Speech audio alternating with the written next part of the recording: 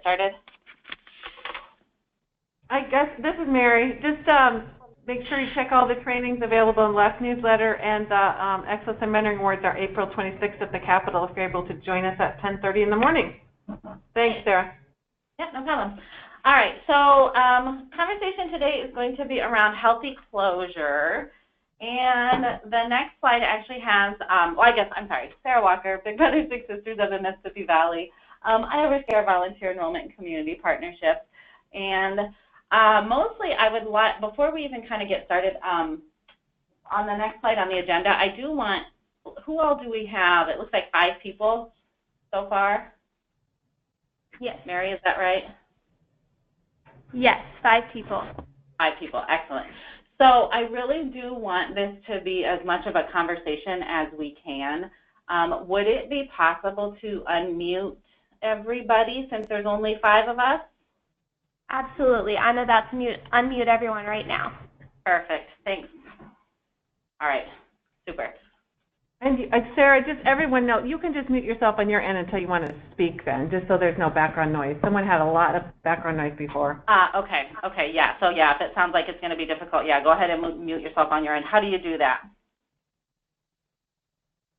Are you guys on phone or called in? Everyone? It looks like Sarah's called in and the others are on their computer. You should be able to mute yourself where you see your, we're fine for now. You should be able to mute yourself where you see attendees too, right on the screen. Right, okay. Okay, so hopefully I won't have to mute myself. Because No, you're good, you're good. Maybe, I mean, or if I start getting too crazy, you guys can just mute me, that's fine. So if everybody could just take a second and unmute yourself if you are muted and introduce yourself so that we all know who is on the call, and then maybe share, please, one question that you would like to find out more about in terms of healthy match closure. We'll start with that. How about if I just go through the roll call then? Kathy, do you want to say hi and if you have a question? Yeah, this is Kathy Schwartzoff from Helping Services. And I guess the question, it's so hard to come up with a question because this is the element that I have the most difficulty with being consistent with. So that's maybe my question is, how are you consistent with doing closure well? Okay. Do you mean in terms of processes or just within an individual match? I would say not with an individual match, but overall. Okay. Okay. How to be consistent with the processes. Right. Okay. Perfect. Okay, great. Kristen? Hello? Yes, we can hear you. Okay. We just had a lot of match closure lately, so we just kind of want to see if there's any like patterns or just information in general. Okay. Great. That'd be great to hear what you guys have been going through with a lot of closure too. And Val? I'm with the Independence Community Schools, and I'm going to jump on what Kathy's asking. It's about how to be consistent, especially when we're school-based, because if we can't, it's just really difficult when it's only 9 months out of the year. Okay, great. Okay, so hopefully as we go through the information, we can try to address those questions a bit. There is a ton of research I guess healthy closures and closures in general encompasses a lot of information. So I want to start by just doing just a real brief overview of why healthy closure is important and a little bit on some of the research around what those closure processes should be to have a healthy ending on the part of the child and a healthy ending on the part of the adult. After that, we are going to talk just a little bit about a closure that we know is going to happen versus a closure that is unanticipated, and how the processes and responses on the part of staff need to be just a little bit different based on those. We'll also talk about those, what those specific policies and processes recommended kind of in an ideal world would look like, when to talk about closure with matches and with volunteers, and then just any additional discussion. And again, I really do want this to be conversation as we go through. So with this small of a group, please interrupt if you have a thought or a question, or something to share about something that's worked really well for you as we go through. Okay? We can go to the next slide. Okay, so the National Mentoring Resource Center actually has a good amount of information around healthy closure. Alongside that, there's going to be information about rematching and those processes, and then also early closures, and they're all very connected. What I was hoping to really focus on here today on this call is what we know that every match is going to close, regardless of the reason of it closing, whether it closes early, whether it closes after 2 years, whether it closes after 5 years. We know at some point every match that we make within our programs is going to have to close at some point. So how can we make sure, like Kathy and Val said, that what we're doing is consistently done in a positive way, as positive as possible for both the volunteer and the parent and child that's involved in that relationship. The research around the actual closure process shows that failing to provide some sort of resolution or closure ritual at the end of a relationship, especially between an adult and a child, can be particularly damaging for kids who have been let down in their relationships with adults in the past. So we really do want to make sure that there is a specific ending point to that relationship. So the child has a good understanding of that this is a relationship I had, it's ending now, and has time to reflect on that. Children are more likely to become vulnerable to negative feelings resulting from poor relationship endings, and especially when we're dealing with at-risk youth, it's compounded. So all kids are going to be vulnerable to that, but children who have are coming from at-risk and in those higher risk environments, it's going to be even more vulnerable if they don't have a strong, healthy ending to that relationship. And then finally, under non-ideal, unexpected circumstances, a closure process can remain functional when it provides the youth and volunteer, sorry, there's a word missing there, the opportunity to reflect on the relationship. So even when those unanticipated matches or early closures happen, it can still be a positive ending to the relationship if we as staff and program staff can address it effectively. So I have some resources at the end for where I got the information here. But like I said, the National Mentoring Resource Center does have some good information listed in terms of what that closure recommendations are and the research behind it. So feel free to do some more reading on that. But that's really the focus of, or all I'm going to do in terms of the rationale. I think we all know that it is important to have a healthy closure.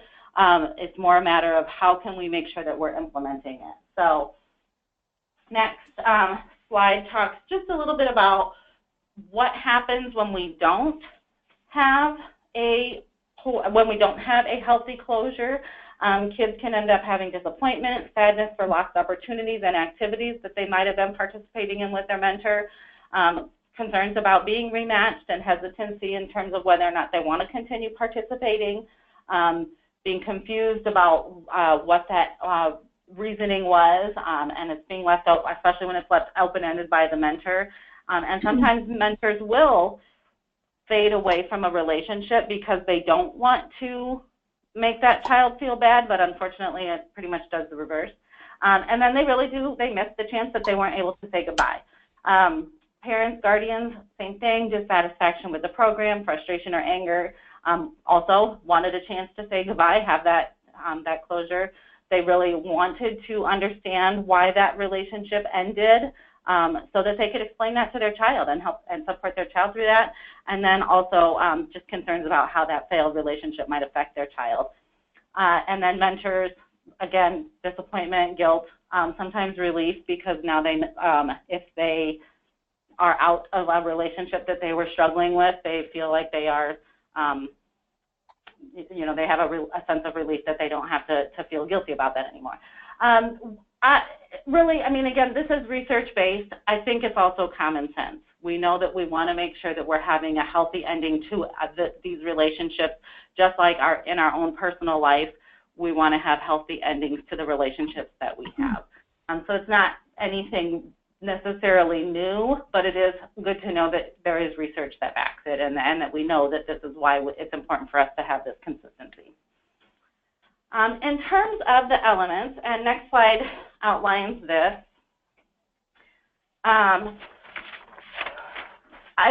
So really, this is what the elements suggests or requires in terms of a program that fits into an effective closure process.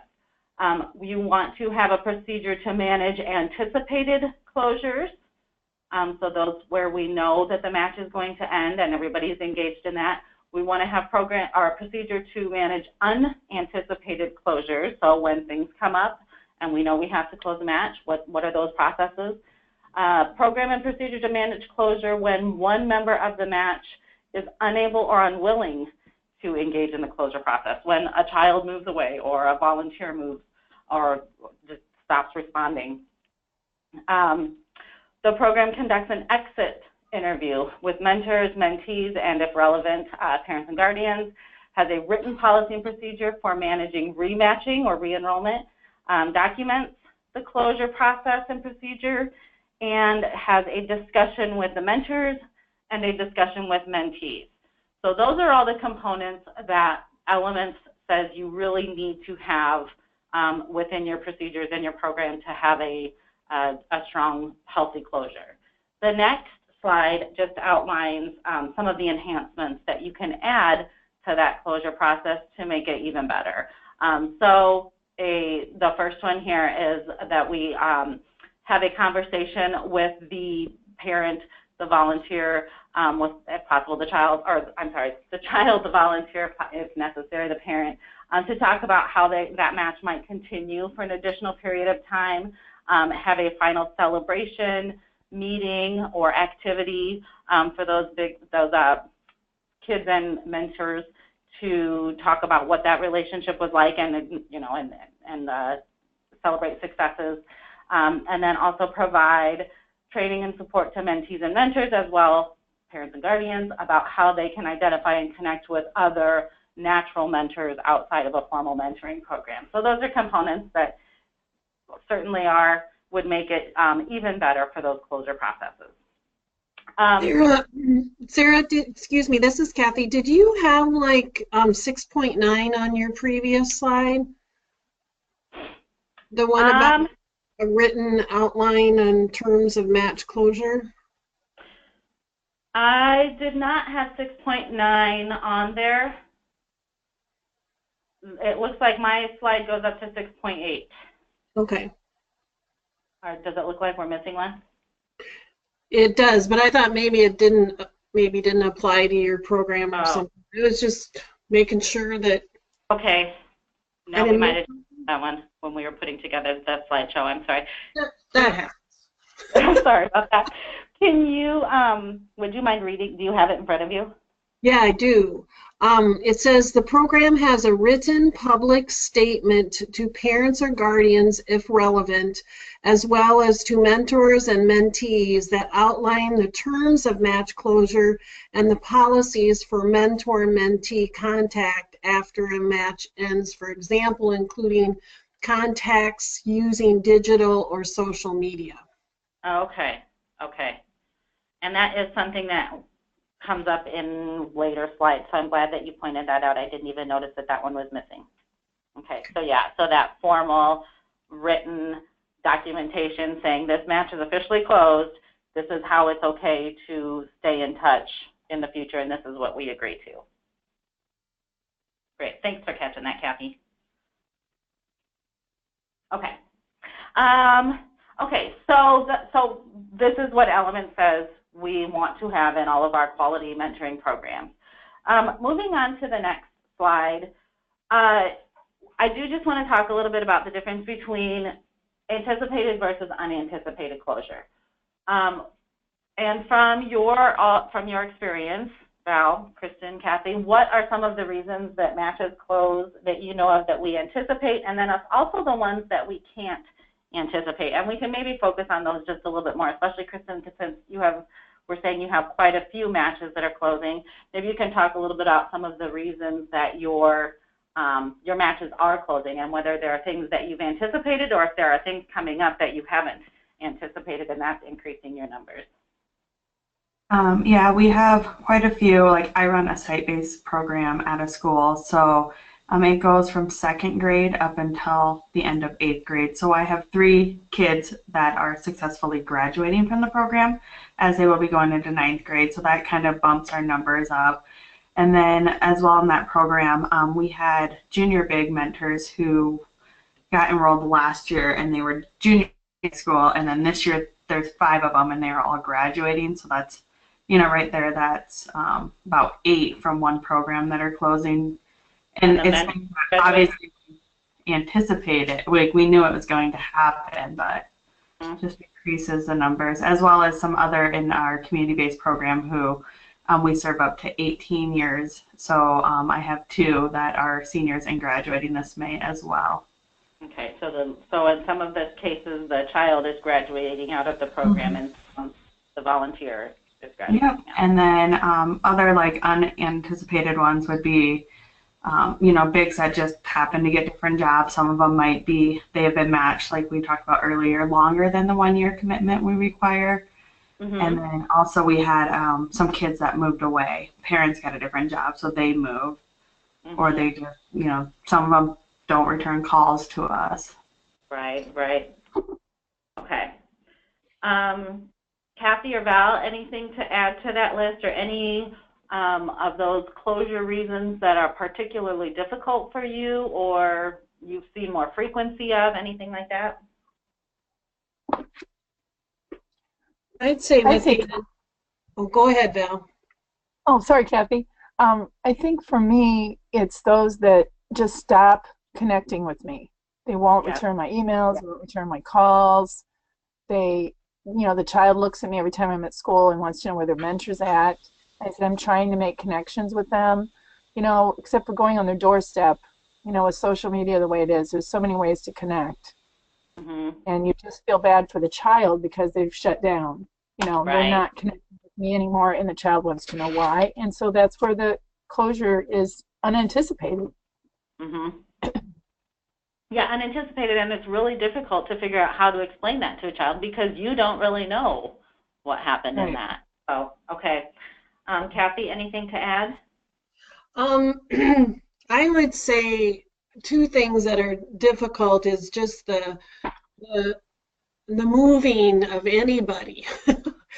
Because sometimes, Val and I have talked about this, and we have kids that move during the middle of the night and you don't know where they are. And that's really tough too to talk to the mentor about. However, they're more resilient than the kids are. And so there's that. I had an unusual one this year where I had a mentor that has cancer, and he didn't want to explain that to his youth, which he didn't need to. That's his right.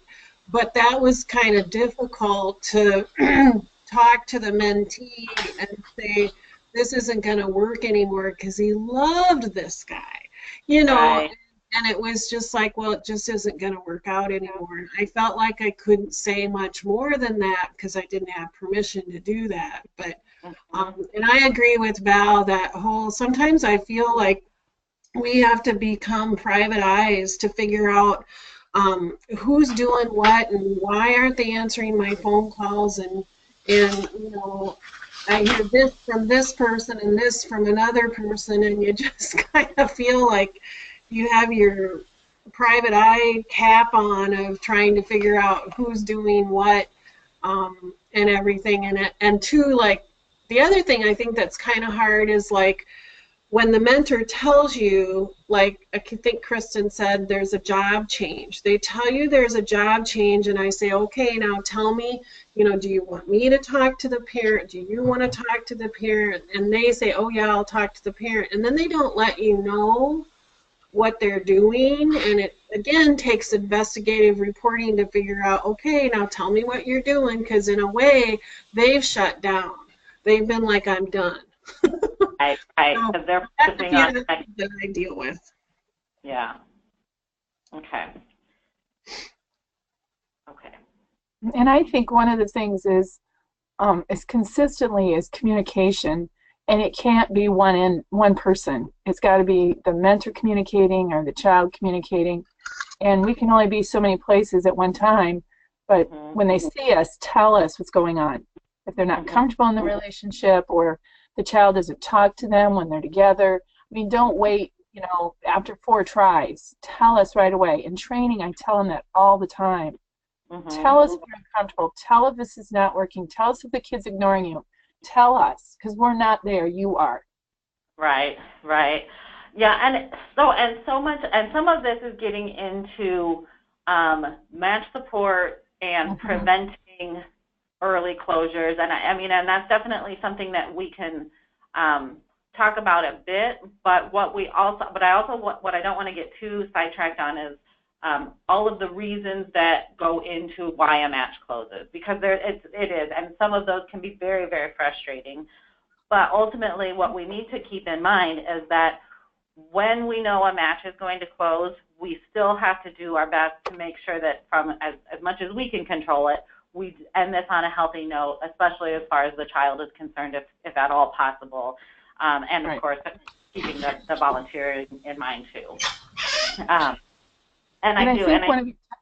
Oh, go ahead.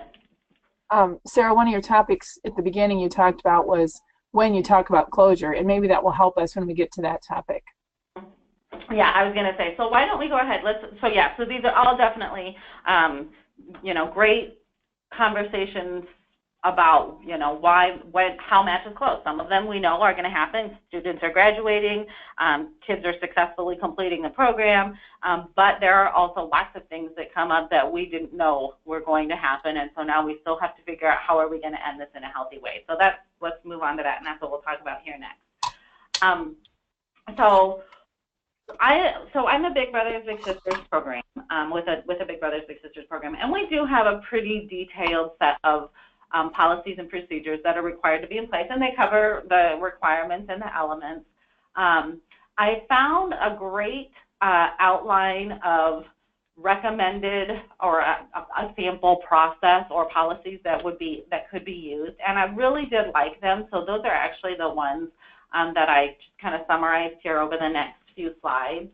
As we go through these, I would also like to hear if you are doing any of these things, how's it going? And especially in terms of that consistency, which parts of this seem to be the most difficult to be consistent with, and then we can maybe have some conversation about that. So recommended processes, and this is going to be in the case of, ideally, in the case of a anticipated closure. We know something is coming up, everybody's engaged in this process, and parents are communicating, volunteers communicating, and child is communicating. So keep in mind that this is what we find in an ideal process, and then we have a slide here. We have a few slides of this, and then we will talk a little bit more about how to do that when people aren't engaged in that and how we can adapt it. So ideally, when a match is going to close, you discuss that as a program staff, discuss reasons for that ending with the child, with the volunteer, and with the parent individually, so that everybody knows this is what's going on, this is something that's going to happen. Determine if the match would like to participate in a celebratory final closure activity. This is something that we don't do consistently here.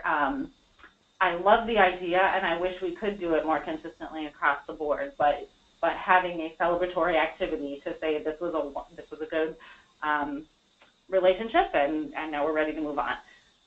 Talk to the mentor about their intention for continued contact, and then talk with the child and the family, really taking into consideration what is the availability and what are the expectations going to be for each party.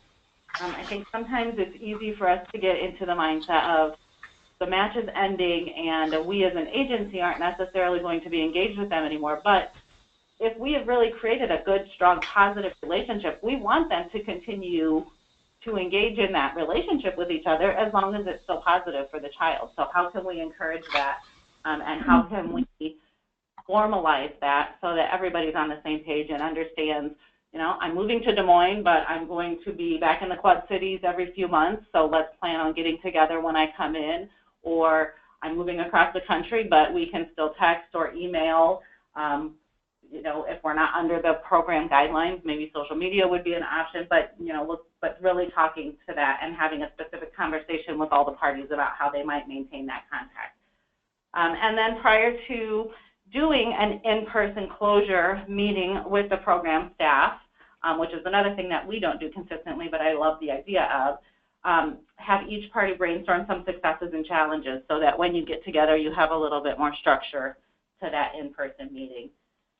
Before we move on to talking a little bit more about what that closure meeting might look like, any thoughts, comments, questions on the sections of this here? Things that have gone well for you, things that you struggle with?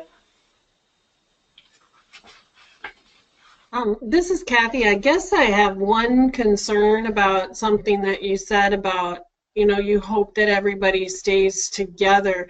And I hope that, not together, but that they have continued to contact. I hope that the successful ones continue, but the ones that don't work, you don't really want that to continue.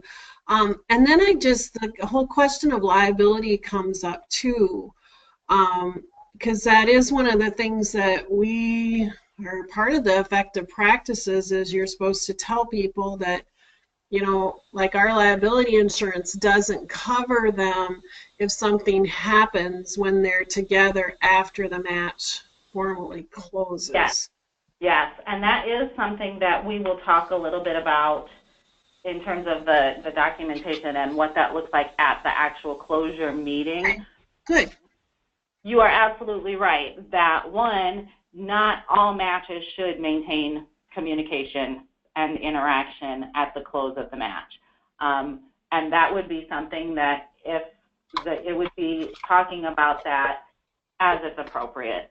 If everybody's ready to be done, then let's not encourage them to maintain that communication. But I do think for the ones that are, you know, making sure that they know that that's an option as long as everybody's comfortable with it and you as a program person feel comfortable encouraging that. Right. Yep. Yeah. This is Val again, and one of the things that I've done when I know about a match that's closing, we have had a, I can't remember the name of the match, I'm not at my office, but it was like a keep in touch pack, and I would supply postcards, stamps, envelopes, and then at the last meeting or at the end of the year picnic, whatever their last meeting is, they would share. The mentor would bring address labels and put them on the envelopes, and they would decide, you know, if they're going to keep in touch by mail. A lot of the younger kids do not have email or Facebook or any of that, which is fine.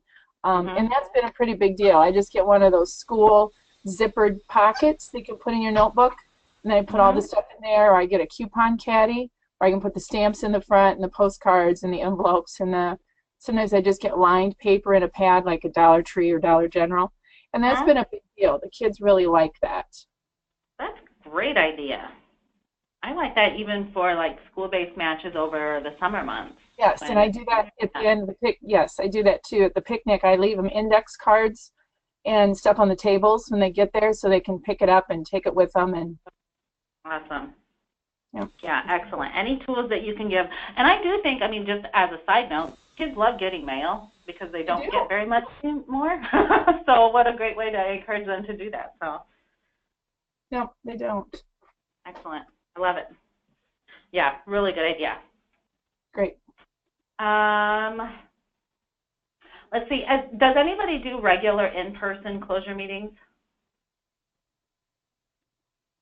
I can with the children usually, but I cannot always get the adults. I've done some kids. Okay, some kids. And I think it would be a stretch to say that I did them regularly. I think I attempt to do them regularly, and that's just the trick, is getting folks to come in, because so many times it's just that I'm done, but we are really trying to emphasize when we train our mentors now that we have put a lot, and they have put a lot of time and effort into kind of front loading the closure or I'm sorry, front loading the relationship, and there is going to be an end, and we want that to be healthy, and we want everybody to have good energy, you know, with that back end, so to speak, of the relationship. And it'll be interesting to see as we're kind of making that shift in our training to see as this, you know, group of mentors ends their relationship, if we will have better success with getting people to come to that meeting. Yeah. Yeah. And one of the slides that I ended up putting it a little bit further, but you bring up a great point and it connects with it very well. We should always be talking about what's going to happen when this match closes. And we've kind of done the same thing here. Previously, by the time we got to the closure part of our pre-match training, I felt like we had gone through so much information that I would just pretty much just rush through it and say, yeah, it's going to happen. These are some of the reasons, and just focus on, please make sure that you communicate with us when you get to that. But I've really taken more time to talk about, we know it's going to happen. These are reasons that it could happen. These are things that could come up in your life, and really have that be more of an interactive process with the attendees, and talk about what are some reasons. Realistically, think about your life. What are some things that could come up that would make you need to close your match?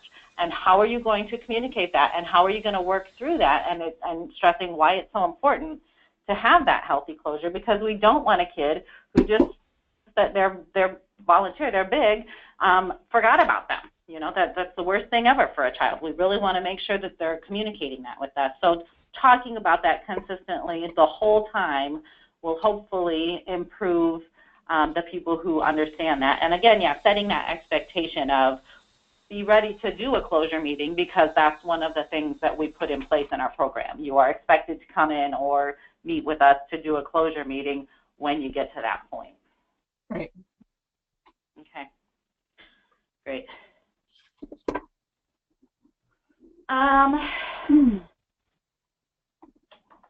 Okay, so the actual closure meeting itself, in an ideal world, would be attended by program staff, a representative of the program, the mentor, the child, parent, or guardian, as appropriate, depending on how they were involved in that match. The overview that I found has the program staff. It kind of introduces or starts off the match closure meeting by saying, these are the things that we know have gone really well in this match. You were matched for 16 months. You spent, 6 hours together every month. We know that you volunteered at community service, and that was something that was really cool for us to see on our end. You met some new friends at our match activities, but just kind of do an overview of, these are some of the things from the program's perspective that we have seen in the successful accomplishments of your match relationship. But now it's time for this match to end, because the little is moving into 9th grade and they are no longer eligible to be in our school-based program. But then giving an opportunity for the child and the big and the parent to really share the things that went really well for them. These are the things that we really appreciated, and having the ability to express that. That's one reason I did like, giving that expectation ahead of time, letting everybody know, this is one of the things I want to talk about, so put some thought into it. And then having that conversation so that the child hears, these are the things that went really well, and express, these are the things that went really well, and same thing for the volunteer. Again, if it's appropriate, determine what that continued contact might be outside of the agency or the program. Again, like you said, Kathy, if it's appropriate and it's going to be a healthy communication. And then this is where that documentation comes in. And this is one of the things that I do feel we have gotten much better at, the documentation component. We used to write a pretty short, this match is closing because the volunteer is moving, and that was about it. Really documenting why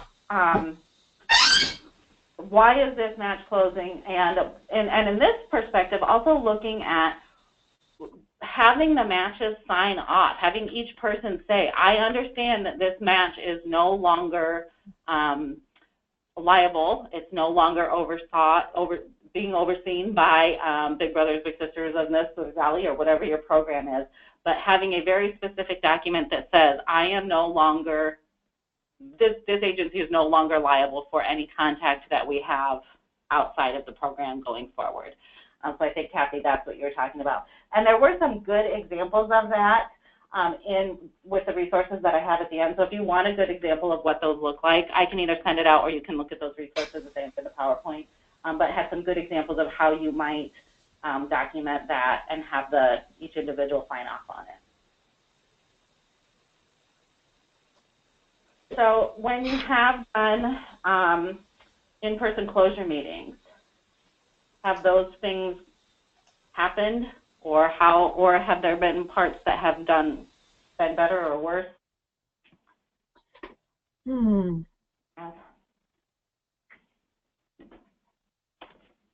I think that people that do come, they do like that idea of talking about, what they enjoyed about it, and that I think that's a really healthy part of closure, or it makes sense to me that that's really, that part's easy. Right.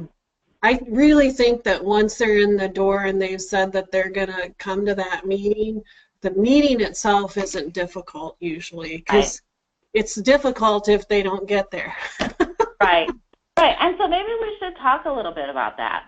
What would be other alternatives, especially where the parties are still engaged? And it's going to be a little bit different when somebody is not engaged at all in that process. But when people are scheduling is going to be crazy, or you have a very short time frame to, something very sudden comes up, what might be other ways to have that same type of conversation or express those same things from the volunteer to the child and the child to the volunteer without it being in person?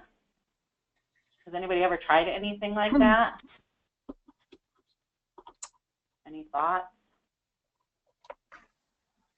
I kind of talk through it on the phone sometimes. I've done that quite a bit, but how can I say this? They're pretty brief, when they're on the phone versus when you get them in the door, then it feels like, and that's it too. You can see their face, you can see that they appreciate it, whereas it kind of feels like on the phone they're just kind of like, yeah, well, okay, whatever, Right.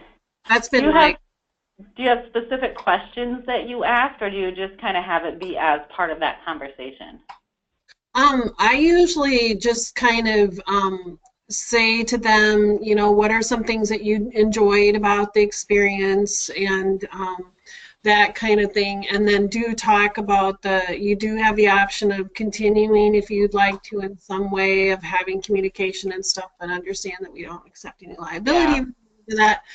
And it is important to have that conversation with the youth if you intend to do that. But the other thing is, don't over-promise. Mm-hmm. Don't say, oh yeah, I'm moving and I know I'll be back, in town, and I'll get together with you once a month. Well, if that's not going to happen, don't say it. Right, exactly. Be realistic. Yeah. And even set the bar low. If it turns out you can get together more, great. But if you set it pretty low, then people won't be disappointed. Right. Yeah. Okay. Yeah, I just kind of, in talking through this, I'm wondering if sometimes it's, we do look at, in an ideal world, this is what we would love to see. And like you said, when you do get everybody together, those ones that are willing to do that, it's probably going to go pretty well.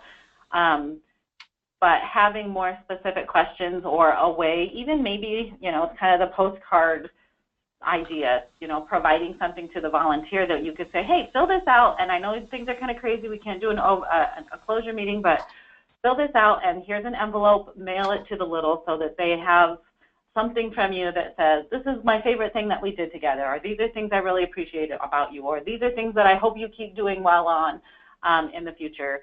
And same thing, you know, for helping the child do that and providing that directly as possible from the child to the big, even if you can't do that in person component. So just thoughts. Okay. Okay, so next section, recommended processes after the closure meeting. Surveys, evaluations, and exit interviews, all of our favorite things. Depending on the program that you're with, you might have some pretty structured surveys already in place for, you know, how did you feel the program performed, what were things that you thought went well. But provide an opportunity for the volunteer, the mentee, and the parent or guardian to provide feedback on both two components, how the program was, you know, what parts of the program went well, and then also how was that relationship. And I think that is a part that we probably don't, here locally for us, we don't collect as much information from each in a formal way about what that relationship was like. But I do think, especially if you do have a closure meeting, having that second conversation of, is there anything that you really felt was difficult or a challenge that you want to talk about that we can document in terms of how that relationship went, that would be helpful for us to know going forward, that maybe they didn't want to talk about with the other person there.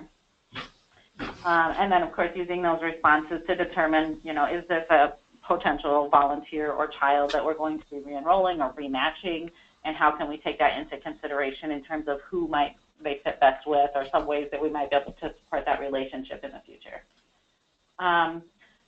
Within those program evaluations, the program component, assess really overall implementation, staff training needs. I mean, if there's something that you're consistently hearing from volunteers saying, oh, I really wish we could have learned more about this, or I really feel like this was something that was difficult for us to communicate about, maybe that's somewhere where your staff needs some additional training, potential match support or mentor training needs. But don't once they're done, making sure once that match is actually closed, being sure to be as thorough in collecting that information about how you can use this information going forward as you were during the match. Any thoughts on that section?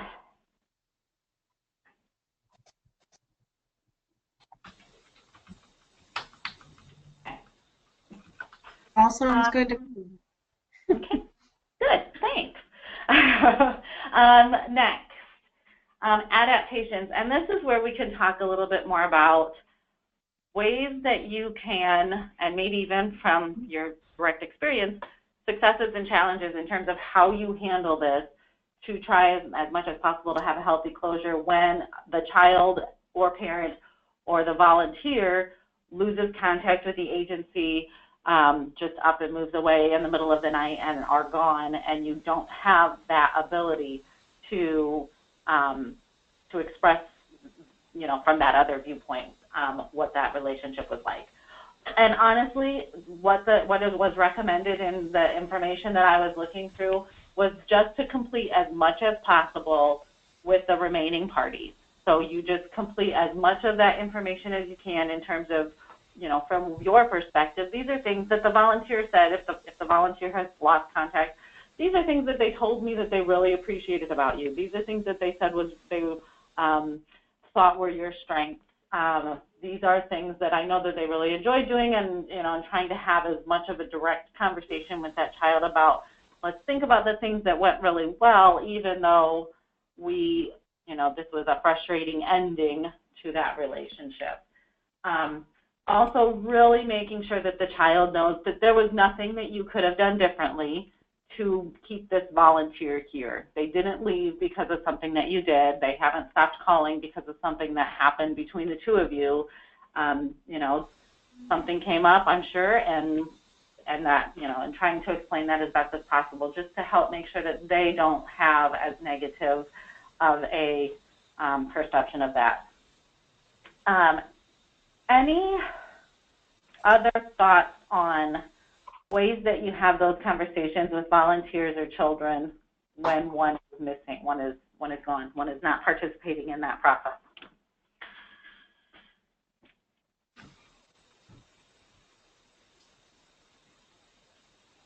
It's just one of those areas that I'm really poor at. I just always feel bad for the child. And it's just really hard to face them and say, you know, this is no longer going to be part of your weekly routine. I know. And it's just really a hard time. Mhm. Anybody else? I wish I agree. This has got to be the most difficult conversation to have with a kid, especially one who thought, and we thought everything was going really well, and now it's just gone. And this, of course, would be when all of the side conversations would come in on early closure, communicating regularly all the time as soon as you start to see, as Val was saying, when you start to see that maybe there's an issue in terms of compatibility or scheduling or whatever, you know, severity of the child's behaviors, having that communication really right away so that we can address it as opposed to waiting and then you just fade away as a volunteer. Yep.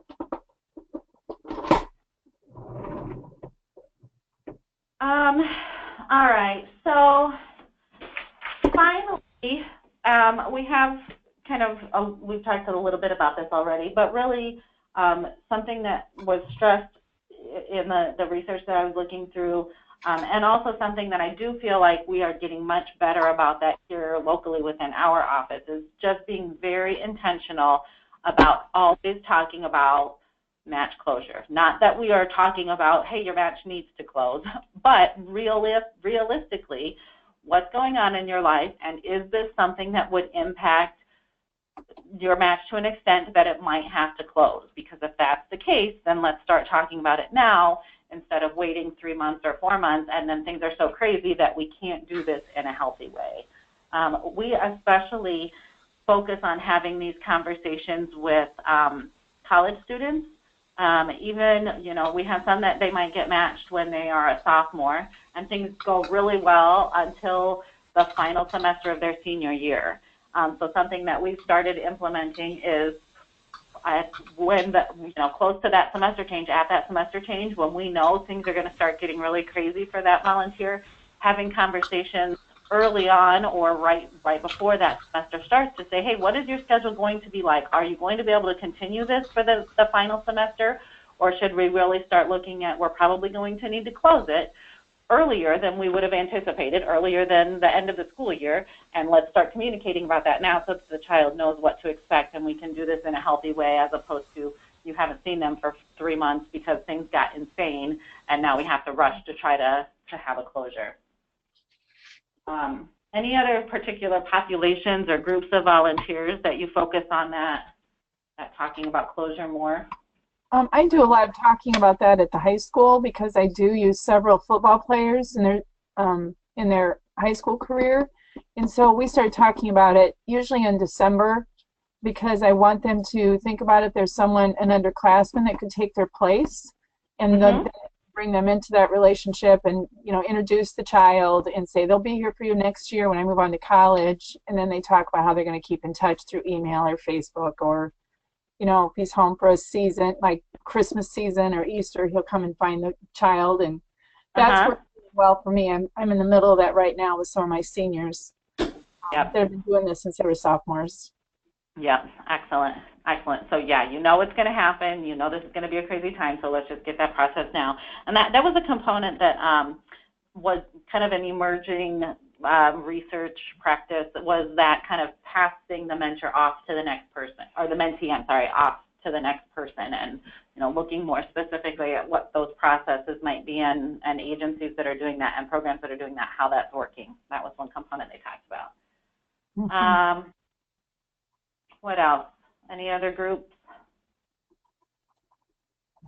I'm thinking about, we just have mentees because we serve kids between the ages of 5 and 16, and around, 15 is often a time that sometimes people sort of go, oh no, I only have 1 year left, and then do remind them that it's up till their 17th birthday, and for a few people it's kind of a, oh well, maybe this is a good time to stop around 15 because they do get involved with sports and other extracurricular activities and jobs and dating and everything.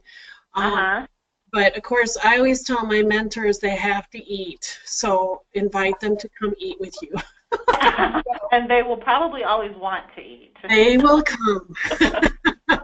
Yeah, great. But that's the population that I start saying now, how old is so-and-so? I know full well how old they are, but, and just be like, okay, this is a time to talk about this, and just so you know, you're like, oh, good, yeah, that all sounds good. Yeah, I like it. Yeah, And that definitely makes sense.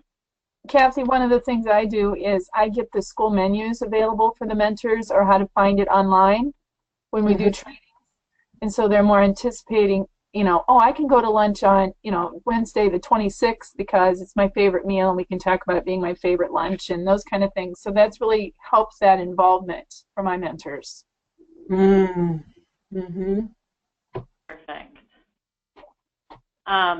I know one group that we deal with here locally, and we have quite a few John Deere employees because the John Deere headquarters is over in Moline. But what we've learned is when an employee is new to John Deere, and especially somebody who's fresh out of college and starting with John Deere, they do 18-month rotations through different departments. And many of them, they're pretty sure they're going to get placed here in the Quad Cities, or they are maybe unrealistically thinking, well, of course I'm going to be here in the Quad Cities because this is world headquarters and this is where they all are. But when we are enrolling a volunteer who works at John Deere, especially a new employee to John Deere, very specifically, okay, are you in a rotation program? How far into the rotation program are you? And have you talked to your supervisor about where you're going to be going next? If they're just starting that and they have 18 months or 16 months, then we know that's great. We are going to be able to fulfill that 12-month commitment that we asked, but we also have a specific conversation with the child's family starting that relationship saying there's a possibility that this volunteer is going to have to move within the next year and a half. So if you're really hoping or needing this to be a longer-term match or really that's part of your expectations, then this probably, we want to make sure that we're very clear about that up front. This is not likely not going to be a 5-year match. It's likely going to be a year and a half relationship, so setting that expectation up front. Same thing, any military families that we have. With the Rock Island Arsenal here, we have some military families, and that same kind of conversation with being very realistic with the volunteer up front and then making sure we express that to the parent and the child usually before we even match them so that they know, okay, this is what we can expect. It's not going to be 5 years. It's going to be maybe the 12 months, and then we'll be ready to stop that and move on. So setting that expectation early on, I think, is really important too, because then the child isn't surprised when it comes up that somebody has to be moving. Okay. Any other thoughts or comments that anybody wants to share? I think ultimately what it comes down to is trying to turn as many unanticipated closures into anticipated closures. And then when you know it's going to happen, it's a whole lot easier to have a healthy relationship and have people engaged. That gets into a whole, like I said, we can have another whole discussion on early closures. These are the resources that I specifically used to put together the PowerPoint here today. They always come and they never say goodbye resource, and then the healthy closure, transitioning youth and adult relationships. Those two are very, very similar information, and they have some, but they also both have concrete resources within those to, if you are looking for a termination agreement, or they have a couple that have some good questions of things that you might ask at a closure meeting, or to find out a little bit more about how the big or the little, the mentee and the mentor interacted and their successes and challenges. So there were some good concrete resources that you might take a look at in those ones. And that is everything I have. That was ending on a high note. And what was the other one you said was good for that one? The very first one, healthy closure, transitioning youth and adult relationships. Okay, thanks. Yep. Cool. That is the end of my part. It looks like May 11th. Oh, go ahead, Mariah. Oh, no, you're fine. I was just going to say thanks so much, Sarah, for all of that awesome information and for just fostering a really great discussion here. Yeah, our next peer share call will be on May 11th at the same time, and we'll be addressing burning questions. So it'll be hopefully similar to this in that there will be a lot of discussion, and people are asked to bring questions that they have about mentoring for all of us to talk about together, for everyone to bring their experience with them to provide insight to other people's questions. Perfect. Wonderful. Thanks, Kathy and Kristen and Val. I really appreciate you guys sharing today. Thank you, Sarah. Thanks, All Sarah. right. Thanks. All right. Thanks. See you later, everyone.